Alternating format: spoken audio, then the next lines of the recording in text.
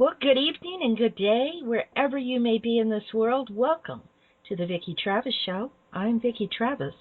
This time, our guest is Ron Panzer. He's the president of Hospice Patients Alliance, a nurse, and a witness to criminal actions consistently performed within medical settings. He's an authority in his field, and what he's going to tell us is indisputable. Welcome, Ron. Hi, Vicki. Thanks for having me. How are you doing today? Very good. All right.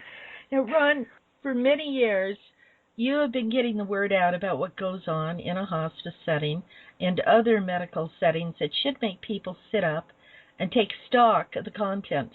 Can you tell us a little bit about what you've witnessed? Well, half an hour ago, I got a phone call from a lady whose mother was killed in a hospice, overdosed with morphine and Ativan, and therefore asleep and not eating and drinking. And this is a year later, and she's still grieving, having a hard time. We get calls like this all the time. There are many ways the elderly and disabled are being victimized and their lives ended. So the people are waking up to what happens only when it affects their own family, their own loved ones, and they can't understand what's going on or why the police won't listen to them, why nurses or doctors would even do this. They just have no knowledge base. They haven't been prepared to even begin to understand why these things are happening. Has anyone ever told you why that these people are not being prepared? Well, yeah, within a medical setting.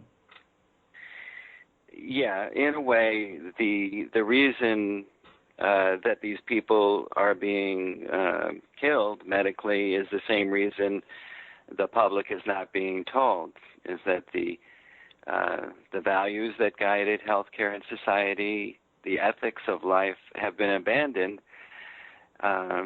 for a secular bioethics that was instituted in 1978 through the Belmont Report, codified into law in the United States, and in other nations similar laws were affected, where the respect for the sanctity of life was abandoned, the pledge to do no harm was abandoned, and other principles were adopted that were utilitarian, that placed the good of society at the expense of the individual over the welfare of the individual patient, so that experiments might be done that might harm an individual for the goal of helping society. These kinds of thoughts or ways of thinking, rationales, are very similar to what was employed by the Nazis.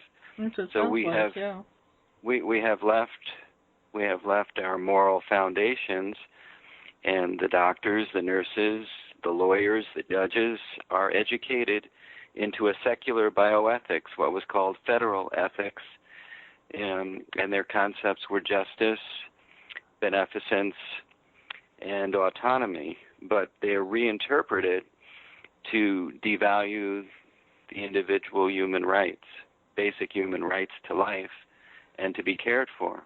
But that serves the same purpose as it served for the Nazi regime. In the end, there's also they're saving money. It modifies people's thinking so they become numb and allow these things to happen. They've got a scapegoat for everything. You trap the people, take away their rights is basically what it is. You're not a human anymore. You're a number. And to me, that's what it sounds like you've just described, at least. Do you think that's right? These individuals who basically are ruling the general trends of society, the stakeholders, and those who make the laws and enforce them, they no longer value the individual life, and they no longer have reverence for life or for God. And they believe, in a way, that exalts man, meaning themselves, Mhm. above God, so they believe they are the ultimate determiner or decider of what is right and wrong. In other words, man is the new God, and God is not relevant to them. So they decide what is good or bad. They decide when a person's life is no longer worth living. Just as the German Nazis said there were lives not worth living, unworthy of life, Right. is the phrase they used. That is exactly the rationale, the worldview of modern Western medicine. It's spreading like a poison in many nations. Well, it's cost savings, and it's always somebody else's fault that they got sick, I guess. Ron, when Well, you what? it is cost saving, and that's part of the utilitarian Right. view. And they don't want to waste what they believe are scarce healthcare dollars on the elderly or the disabled, but they don't realize that the corruption in healthcare and in society is where the dollars are being wasted. You have billions and billions of dollars going to fraud and waste, and a certain number of individuals becoming millionaires or billionaires even at the expense of the individual. So it's not like they truly care about the welfare of society. Some of them do. Some of them are idealistic, but they're secular humanists. So they believe in the great things that man can do, and man is capable of many wonderful things.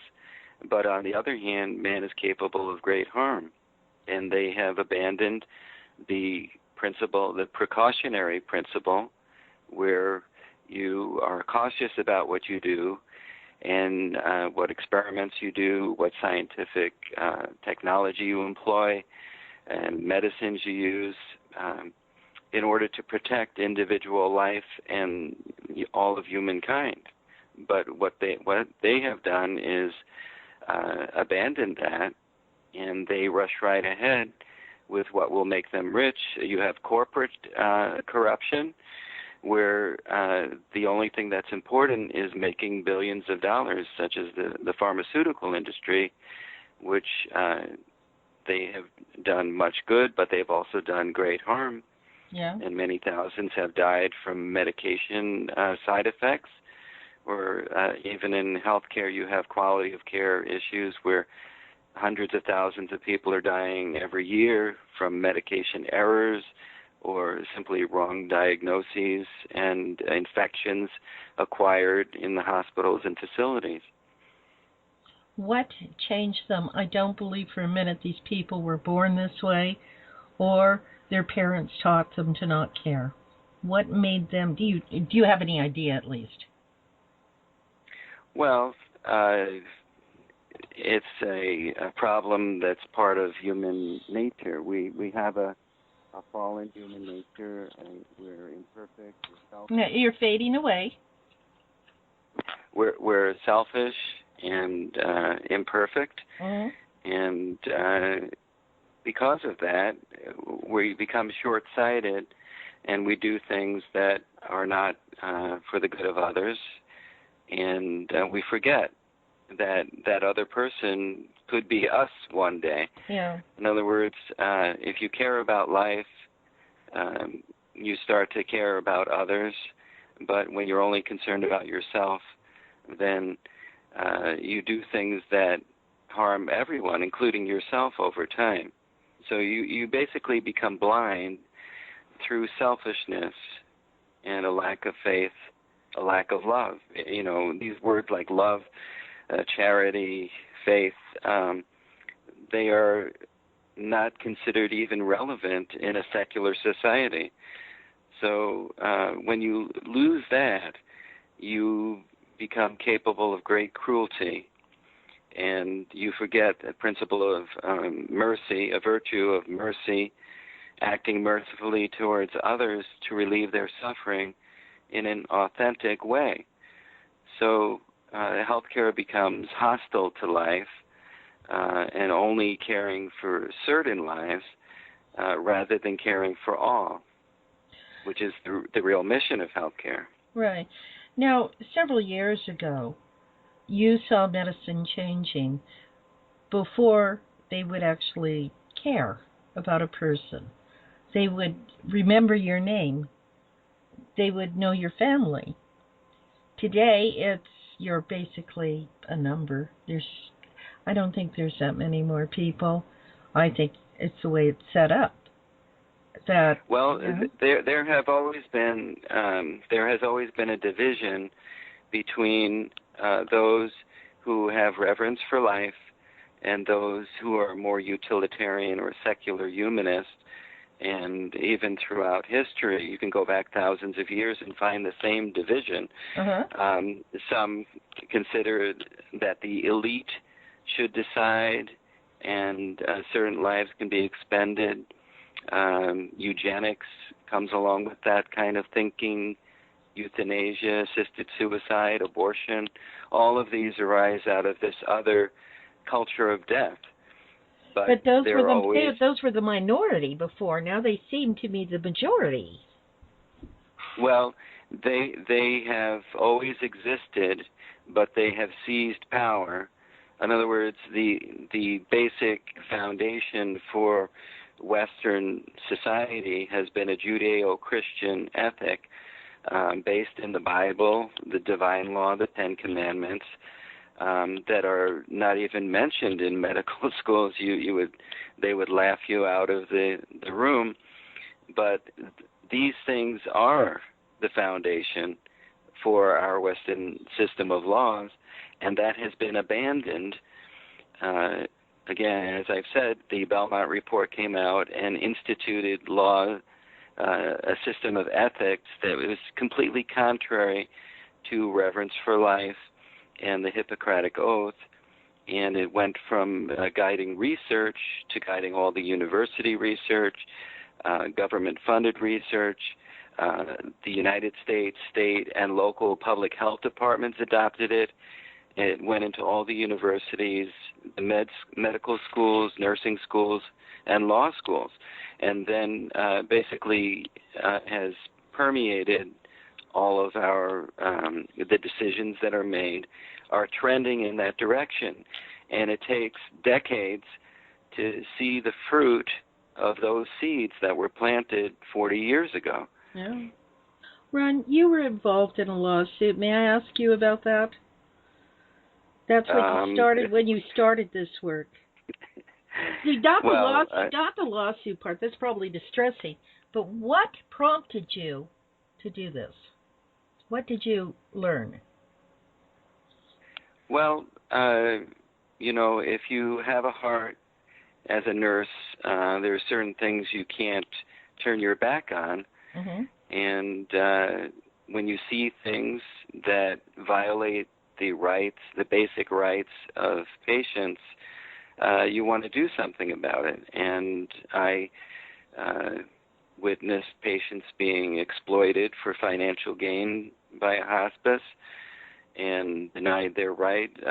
One patient wanted to die at home, and they put him in a facility against his will so they could collect room and board fees, which what they would do with many patients in order to get lots of money. They were also committing fraud, billing millions of dollars to Medicare for hospice services that didn't occur, and you just can't turn your back on that. In other words, if you have an open heart for the patient, then you're going to do or be motivated to do the right thing, and that's when you become radicalized. People talk about radicals. Jesus was the most radical of us all. He was a true man, truly human person, mm-hmm. who demonstrated how to care for people and set an example that you don't turn your back on others and you help them when you can. And when you are confronted with evil, then you have to do something about it in your own circle, in your own way, whatever you're capable of doing. Yeah, but you're using the word radicalized. I'm thinking integrity. They're one and the same apparently today? Well, they're not exactly the same. Integrity is a character of a truly human being. But doing the right thing. To some extent. Doing the right thing is having integrity in whatever your job is. Yeah. But being radicalized, see, people have an illusion. We have an understanding of reality that is not correct. It's not accurate. It doesn't correspond to what is really out there. So if someone goes into the healthcare system expecting to be cared for, and then their loved ones find that the patient is being killed or harmed, and nobody does anything about it, or they come to a point where they're confronted with the reality, not the image that they had of healthcare. Yeah. So they become radicalized in the sense they see things as they are. They see the truth of what is out there. And the world is, although there's much good done in the world, there's a lot of evil in the world, a lot of horrible, terrible things happening. And we go on in our life, we watch TV, people are on antidepressants, they're playing video games, they're doing all sorts of things to be entertained and distracted from the ugliness in life. But somewhere in the world, people are starving, people are dying of illnesses, people are not cared for, they're hungry, there's war, their families have been killed in war. Many, even the tragedy in Orlando, people murdered out of hatred.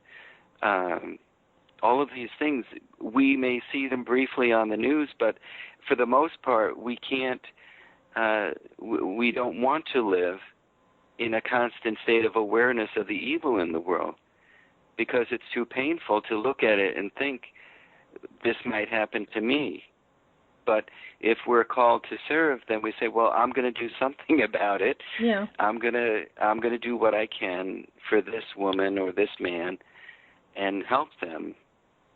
So you have to be radicalized if you're really going to serve, because anything else is an illusion. You're working within the illusion and you're not accomplishing anything.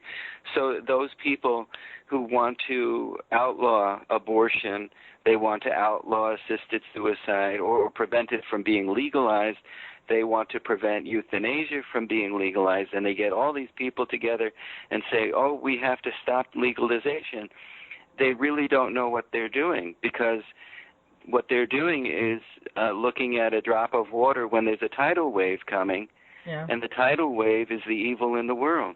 And the leaders of our nation, many of them have sold their souls. Basically, they're bought, in a sense, by those who give them millions of dollars in campaign funding one way or another, or maybe family members. So they don't do what's right for the people, for the individual. And so, again, we're called to take a look at what is right for the individual as well as the good of all society. And when you look at that, you're talking about either divine law, 10 Commandments, or the natural moral law that everybody knows, because they know something about our common human nature, that we all have certain needs and we have certain rights. Even without a government, we have certain rights. You naturally know that people have a right to live. When someone is killed right in front of you, or a little boy 2 years old is seized by an alligator and drowned, you know how horrible that is, and you know in your heart that it was a terrible thing and wrong. It was an accident. It was something maybe it could not have been prevented. Maybe it could have been prevented, but you know that you didn't want it to happen, and the best thing would have been if we could have prevented those terrible things. So we know in our heart what is right and wrong, and we have to be looking at that. People are not going to find justice in the healthcare system if they try to pass a law without changing our awareness of what is right or wrong. We have forgotten what is right or wrong, and that our right to live comes from God. We are created by God. And we have to come back to that living relationship with Him. Otherwise, we're lost, because then man becomes the determiner of what is right or wrong. Mm-hmm. And in every society throughout history, man has done a really terrible job. Our history is filled with war and violence and all sorts of evil. No, wait. I want to stop right now. I want you to clarify. You're not saying go to church, people. You're saying you're personal. Yeah, I'm not. Yeah, with God, yeah, personally with God, not a church or anything organized like that. So we can clarify that.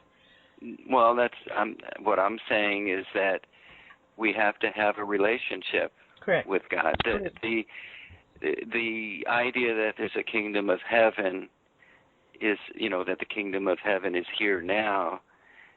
It's something you have to feel, and that we have to reach out to Him directly, personally, individually, and have faith in the sense that we are doing something that is just as real as me talking to you right now.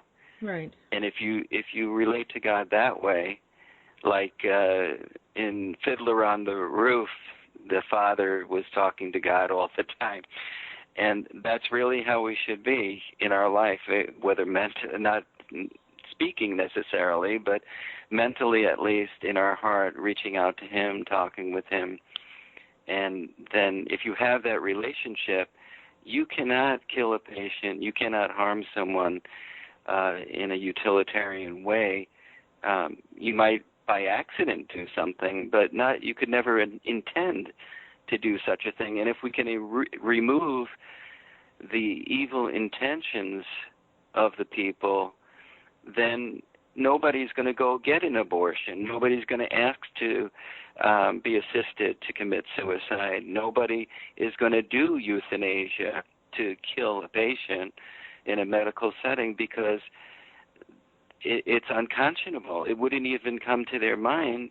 It would be a horrifying thought, because that life is given by God, and it is not for us to kill. We are to care for each other, to act with a merciful attitude, to relieve suffering in the world, to do good for others, whether we're a farmer or a scientist or any kind of service worker, whatever we do, teachers,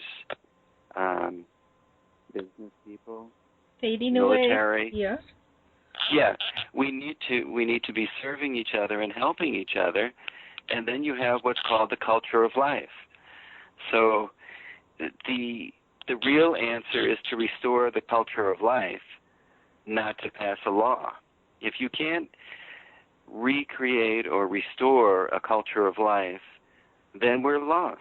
And any effort and I'm not saying people shouldn't try to stop legalization of assisted suicide, but if you cannot even speak the name of God or the divine law or talk about ethics in a way that helps to remind people of the culture of life, the foundation of all our law is the divine law. We have pictures of Moses or sculptures of Moses on the court buildings all around the United States.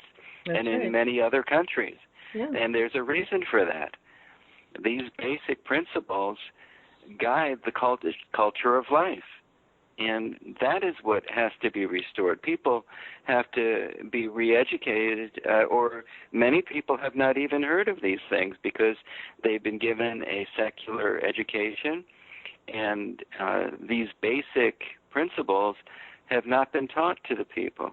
And then when they go into a healthcare setting, they somehow expect to be cared for, but they don't remember why people should be cared for. They want to have rights and justice without remembering the God that is justice. That's egotistical. And actually, I wanted you to clarify this church matter, but you just have presented the best case for busy parents that don't want to take the time to teach their children right from wrong, Well, to send them to church yeah, where they'll learn it. well, Yeah. well, we become very materialistic, Yes. and it's nothing new. Mankind is we're prone to wanting to have more possessions. We think that if we have more wealth, more power, more name and fame, more pleasures in life, all of these things, then we're going to be happier, because it's our human nature to seek happiness. But the question is, what really brings us happiness? So we may have a very unhappy childhood or unfortunate happenings in our life, and we suffer, Mm-hmm. and then we search for happiness. This search for happiness is a lost cause if we put all our eggs in the basket of our material possessions, the name, fame, wealth, power, and so on, because those things are fleeting. You may have them for some time, but you will lose them later on in life. But even if you do have them for decades, I've met people who are multimillionaires, and some of them were very unhappy people. They are just like you and me. We have a common human nature, and those things, yes, we need a certain amount of food and water and clothing and housing and education and so on. We have common human needs, but we have higher needs of a spiritual nature that will bring us happiness. And without the relationship with God, can never. You really faded. happen. You're fading. No, Yeah. we have a phone problem here. Okay. So it's the lines are messing up, I guess. I'm sorry. Have you, can you say the people that you know who have killed, you saw this happening, what happened to them? Did they change? Did they become callous people after they started doing it? The people. It's not like I've witnessed a lot of people killing people directly in front of me. Right. Although there were some that were doing these things without declaring what they were doing. Right. They believe in what they are doing, and they believe that either they're saving money for the government or society by killing the patient, and then they don't have to spend money to give them Social Security, Medicare, Medicaid, Mm-hmm. and services to the elderly or disabled. So there's a financial motivation, but there are others who believe wrongly that it's better to kill the vulnerable patients and put them out of their suffering. In other words, by killing them, they're relieving their suffering. They believe they are doing good, but they're doing an evil. So they are deluded. Yeah. They no longer have a sense of ethics that is in line with the divine moral law or natural moral law and the Ten Commandments, or even the Hippocratic Oath, do no harm. Yeah. So they are true believers in what they're doing. So it's not like, they're thinking, oh, I'm going to do evil, and, they really get off on it. Although there are some psychotic Yes. psycho nurse killers or doctor killers, there are some of those running around.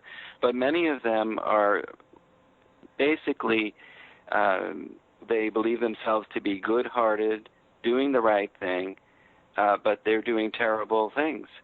And they believe that quality of life is more important than sanctity of life. So when they adopt and embrace this idea that quality of life is the determiner of how long you should live, when people start suffering, then they say, well, I'm going to do good by killing the patient. I'm going to remove the suffering. They will no longer be suffering. So they are deluded, and like the blind guides leading the other, the people. They think they're doing good, but they're doing terrible things. Sometimes evil presents itself in such a manner that it presents an argument that you're if you do one thing that your heart tells you is wrong, then you're really doing good, and that's what it sounds like is happening to me. Well, some people are truly out of touch Yeah. with their heart, and Can if be they're led out of astray. touch with if they're out of touch with God, then their heart is not really open in the higher sense to feel the horror of what they're doing, and so their sensitivity is deadened. They're living hollow lives, and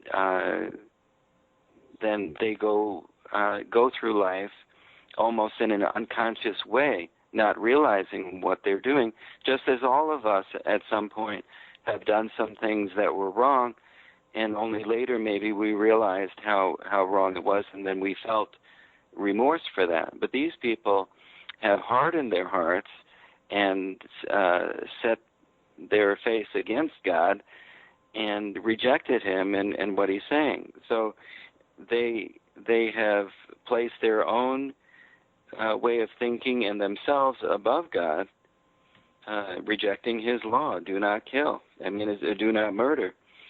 So these things are adopted individually but promoted societally through the Belmont Report and what's being taught in the schools, and then parents, young people who have rejected these things become parents, and then it's passed on generation to generation. So over decades of time, you have the culture of death ruling society and making laws that are evil, that turn everything upside down. You have a United Nations Agenda 21, you can look that up, that talks about sustainable development, and yet they want to control basically everything, every aspect of society in all the nations of the world, and will devalue the lives of many and control the farming and the industry, and basically institute a culture of death at a global level. And then they'll lower the standards, and if you break your leg, you can't walk anymore because it healed wrong. You're on the wrong list, and you can be euthanized. Well, if you're an older person, yes, you may not get that. You may be sent to hospice if you're 70 or 75 and you break your leg. At a certain point, maybe they'll just say, forget it.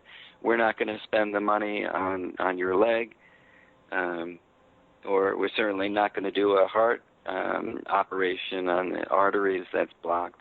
Yeah. We'll just send you over to hospice. Because unless there's money to be made in keeping you alive, they're not going to. I just see it being devalued further. And people talk so much about animal rights are superior to human rights, and then I think of the reasons that dogs and cats are euthanized. And you know what? They're euthanized for a lot of reasons that we would be appalled. Because they have hurt their leg. Because they did hurt their leg. Because they got old and they can't go for a run anymore. For a lot of normal things, animals don't have it, I don't think, that much easier than people. I certainly understand why people would want an animal more than having children around. They don't have to borrow the car. There's a lot less stress involved with it. But I see the standards where for any reason you can pay someone to kill your pet. Right, and that's happening with people. That's what I see the trend. That's happening with people. That's happening with people today. You have elderly patients or elderly individuals living in the community, and their adult children may put them into hospice simply because they want to seize their house or whatever estate they have, the money in the bank, investments, and so on. And they can get a doctor to say they're terminal, they have dementia, they are failure to thrive patients, or they have debility, weakness, and they will be put into hospice, and in many cases they'll die, even though they weren't dying of any terminal illness. And it happens. So you have a culture that devalues life, and that is the reality. If you see that truly, then your eyes are open, and then you can begin to protect your loved ones in the healthcare system. But there's a lot of things happening in the world. There's war, and there's famine, and we have misuse of antibiotics, creating superbugs or bacteria that are multi-drug resistant. So there may be diseases coming that we have very little medical protection against. And so humanity is in a situation that is very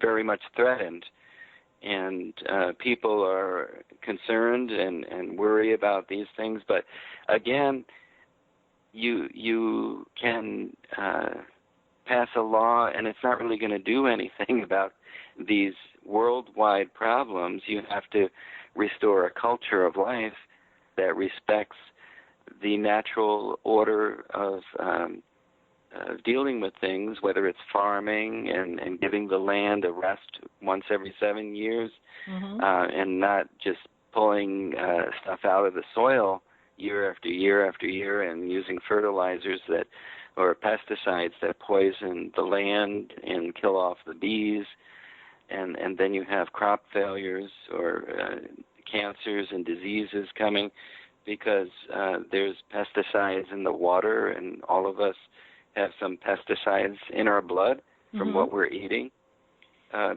We're creating the conditions for disease and famine and war by what we're doing collectively as a humanity across the earth. A number of people have mentioned all of these topics, and they feel hopeless because they have no authority, no power to stop it. They're ignored because a large corporation that can outspend them will stop them. Well, people have to get involved in whatever they feel called to do individually. Some people are called to work in patient care or advocacy. Some are called maybe to oppose the genetic modification of foods and animals, plants and animals, that have unforeseen harm arising over time. Certainly, there are problems that are going to arise, but everyone can do something, even if it's going to a nursing home and visiting a patient that's lonely.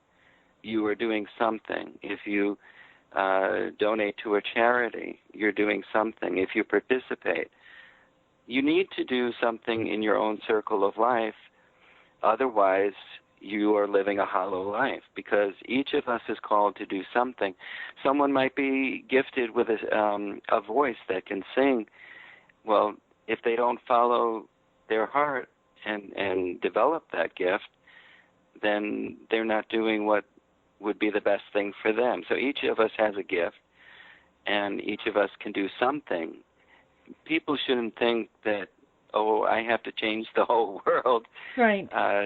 We can do something. Start with whatever small thing we can do that you can do in your life. Maybe you can go to a food pantry and help hand out food, or you can visit the prison. Jesus talked about visiting the prisons, helping the poor. We can do those things, but you can also talk to the legislators and join a movement that is trying to do good things. And, well, you may not succeed on the world scale, but you succeed at least with the person that you have helped. And you have to do that. And if everybody did that, we would have a culture of life. You see? So there's you our can't downfall. Be thinking about doing everything. Yeah, there's our downfall. Everyone thinks they must do everything. I don't know why. Right. I don't know why. Because it hasn't been done, and they figure they'll go out and fix it themselves, instead of everyone doing a little something at a time. Well, we're just one human being. We're a man or a woman in the world, and we have to do something in our world. However big our circle is, circle of our life, the people we know, that's who we need to work with, whether it's patients or family members or people on the street, whatever we can do. Each one is called to do something, and we have to start listening to that voice and doing something, and then the world will change. But there are some things we may not be able to change, and then we have to leave that in God's hands. There's nothing more we can do. I always have believed that, in heaven as it is on earth, it works both ways. It's what goes on there and what goes on here. They're both, merging. I thought we were supposed to, remember, in heaven, or on earth as it is in heaven. You're supposed to help other people. It's just that egotistical problem of I will go out and change everything because no one else will is a major problem. Human flaw, I guess. It's the same ego or self-centeredness. Yeah. Even in doing good, we can be self-centered and prideful, thinking I'm going to be great doing all of this, or I have to do something great because I want to be great.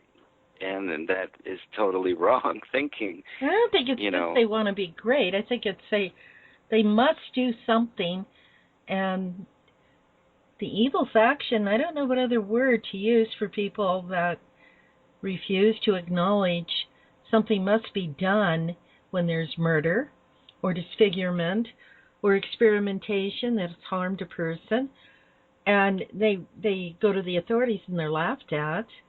I think they feel they must do something, but I don't think it's an ego thing necessarily. It's like they're compelled to do something. Yes, but they have to do spread the word about what is going on. Right. Help people to remember what is right and wrong so they stop doing these things. Very much, yeah. But sometimes the answer is not overnight. You can't just call someone and have a problem fixed. A lot of people want to call the authorities, the government, and we've had people who contacted every single agency in government that exists, and I've called many of them, or written letters and complaints, and yes, nothing gets done because we have a culture of death elite ruling the legal actors in government. Basically, the power structure is controlled by people who do not have reverence for life, who will not honor the patients, and therefore abandon their duty to the law and to the individual citizen. So these are generational struggles, just like Judy Brown of American Life League and others have been working for decades to stop the killing of the unborn and stop these evils and to educate people. These are generational struggles to do that. It's not something that happens overnight. The hearts and minds of the people have to be changed. And that's how you restore the culture of life. And that is the real solution. To lead by example. To lead by example, and others will follow. Well, yes, but that example has to be much more than what you or I are doing. All right. If we were truly faithful to God and saintly people, and none of us really are, but if we were, and there have been a few of them, those people changed the world. Mother Teresa of Calcutta, Saint Francis, so many wonderful, wonderful people. They were human beings, but they gave their heart and their lives to God, and they did such wonderful things, and they changed the world for the better. Yes, they were still evil in the world, but they inspired many. They helped thousands or even millions, and that's all we can do. That's what we need to do, is to live that kind of life, living a life of charity or love, being faithful, being just to others, expressing mercy in what we do for our patients, being humble enough to recognize our own limitations before God and others so that we don't, go off and do really harmful things, being honest with others, not doing fraud in business or relationships, and being loyal to others around us. All of these things, these virtues, are part of the culture of life. And I wrote about these in my book, Restoring the Culture of Life, The Ethics of Life in Healthcare and Society. And how can people find that book?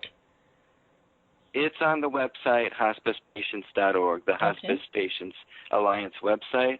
They can access that for free on the website. Many people have been reading the Stealth Euthanasia book, which talks about healthcare tyranny in America, which is a reality. And so when you see that reality, then you become radicalized. At least you begin to be able to name the reality and understand what's really going on and know what you're dealing with.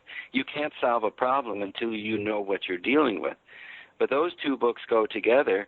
And most people, they'll look at the Stealth Euthanasia book to understand outwardly what is happening and all of this information that has been censored by the major media and government, withheld so the public doesn't know. That's in that book. But the answer is found more in the Restoring the Culture of Life book, which, you may, some people might find it boring to talk about marriage and family and raising your children to understand what is right or wrong and helping them find their gifts and to help them flourish and honoring other people's lives in service.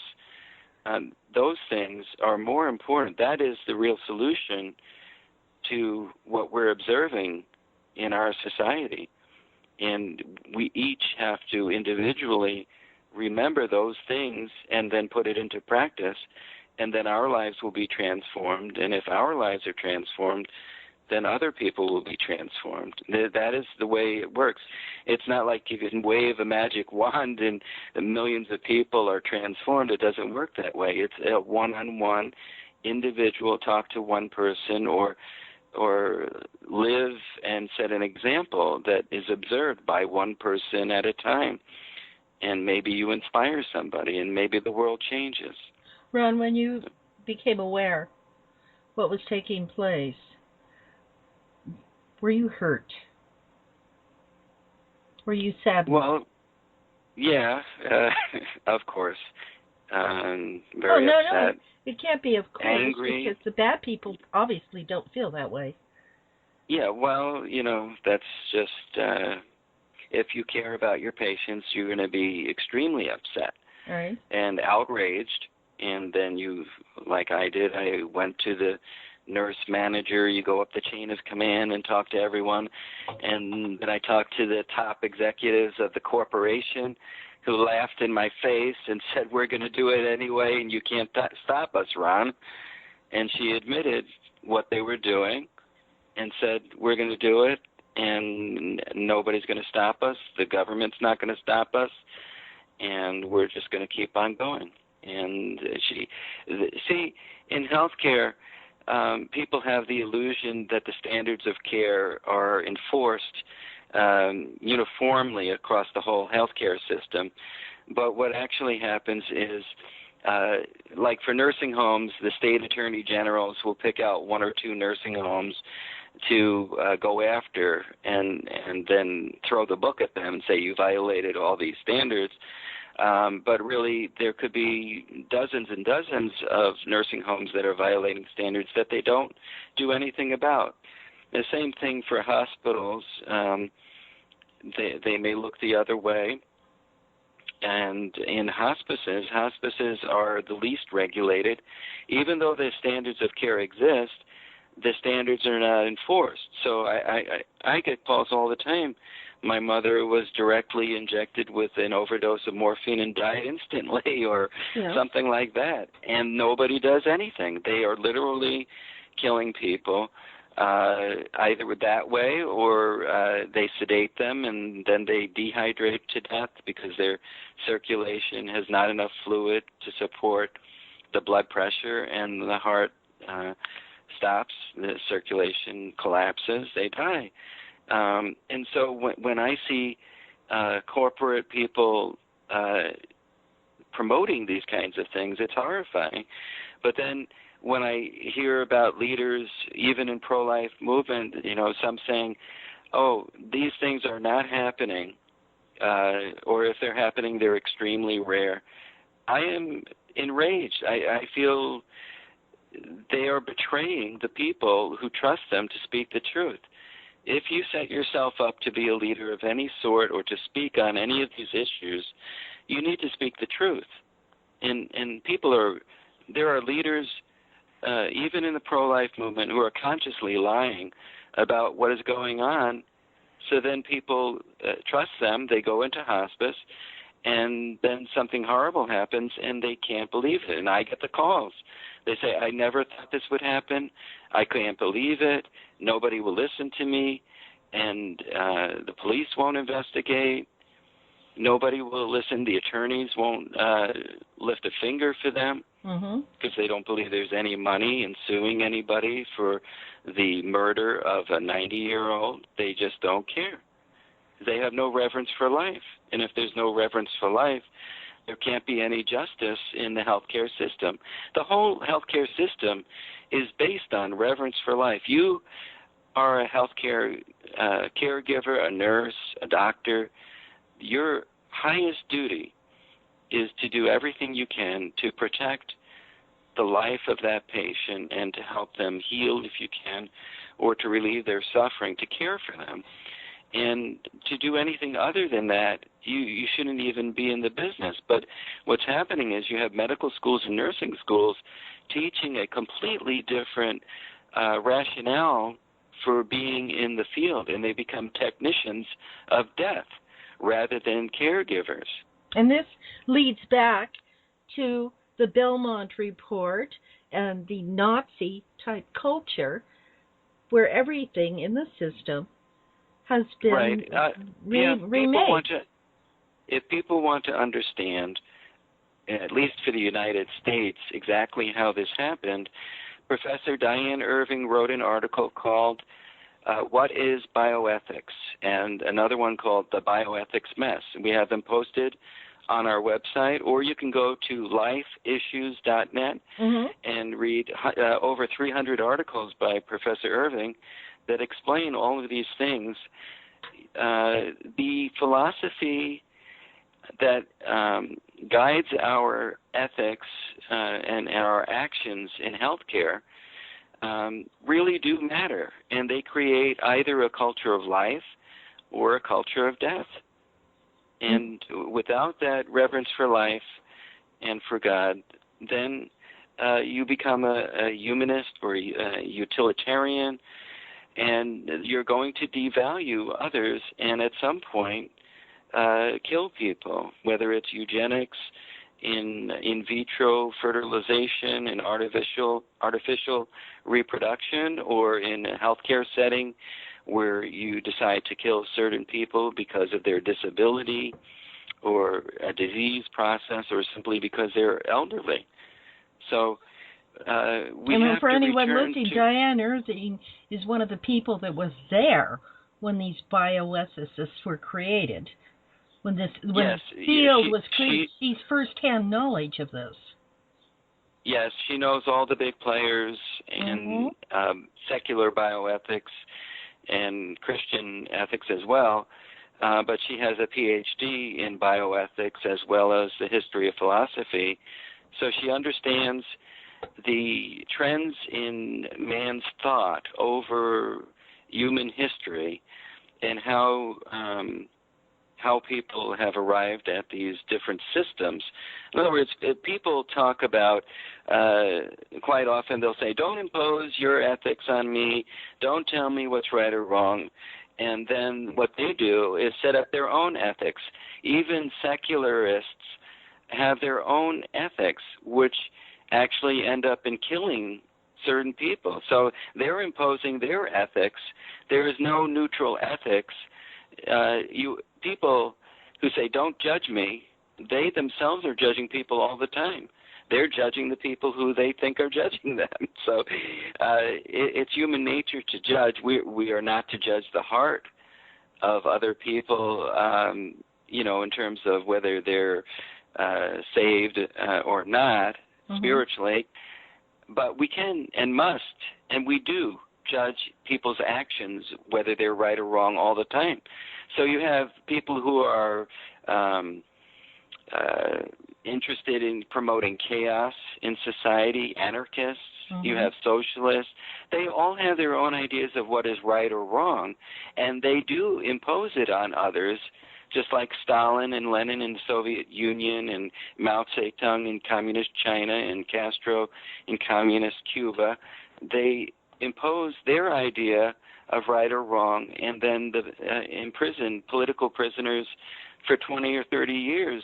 And the horrors of what was done in the name of secular humanism is more people killed under secular humanistic governments than ever was done under any religion or Christian faith. And so we have to understand we're going to have one system of ethics or another, and there's always going to be one form of that ethic that is embraced by our government and enforced by our government. And if we don't return to reverence for life and a Judeo-Christian ethic, then the life of the individual will be devalued, and health care becomes health killing at some point or another. Some people are sacrificable, they're dispensable, and that's what you're up against. But you have people saying, respect us, don't kill us, if they're disabled, but don't associate with pro-life or religion. Well, I'm here to say that they're deluded. The people who are pro-life and of faith, who have reverence for God and for life, are the only ones who are really going to protect them when it comes to, their life and the threat to their life. So we have to understand God is a reality. He is the reality, and the source of our life. And if we don't honor Him, then we have nothing. We don't have a healthcare system. You're just going to have arbitrary rules, basically what barbarians might have done. Oh, you said the wrong thing, we're going to cut off your head, or kill you, but one way or the other. Basic rules, which revolve around the Ten Commandments, I think might have been set up because human nature is to do the opposite of what the rules are, and it keeps a civilized society. Well, you don't need rules if you're perfect, but all of us are imperfect. Yeah. I don't so know yes, we were given the divine law out of perfect love to guide us how to live a life that would bring happiness. Yeah, and we're messing it up terribly. Yeah, we're allowing yes, we are allowing it to be messed up by people that should know better, probably raised better than they're acting, maybe won't even let their own children act like them. And gosh, we've got a big problem in this country now. Ron, our hour is about up. If people could come away from this program with just one piece of advice, what would it be? Revere God and revere life, and then you'll do the right thing. You'll know what to do. That sounds wonderful. Yes. With that, I'd like to thank you for being a guest on this program, and to the audience, thank you for tuning in to the independent Vicki Travis Show. Hasta luego. Until next time.